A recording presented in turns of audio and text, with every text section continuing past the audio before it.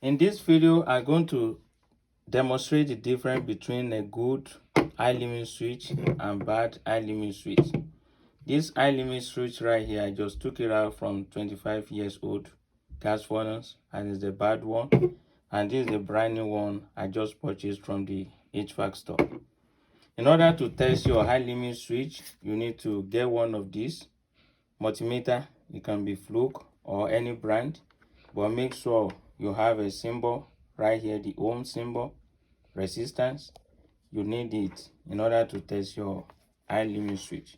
So you set your high limit switch to resistance, and the first thing you need to check for continuity by touching each lead of your meter. You hear the beep, that means the meter is in continuity. So to test the limit switch, high limit switch, we're going to touch each terminal of high limit switch with each lead from the multimeter. Right there, there's no beep. This is the bad one, and this is the brand new one. I'm going to do the same thing.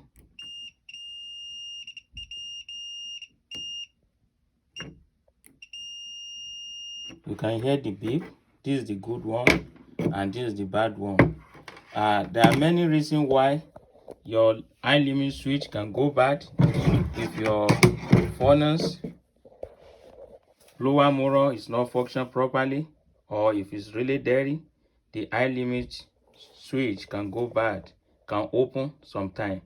And if your filter is dirty, you need to change it. That can make your high limit switch trip too.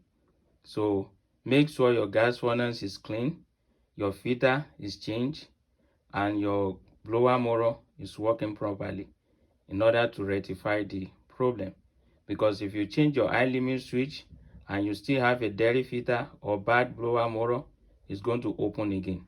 So if you have any question on the HVAC, the new installation or service, you can call us, JTech Heating and Cooling, 703-488-8940 for only DM fee.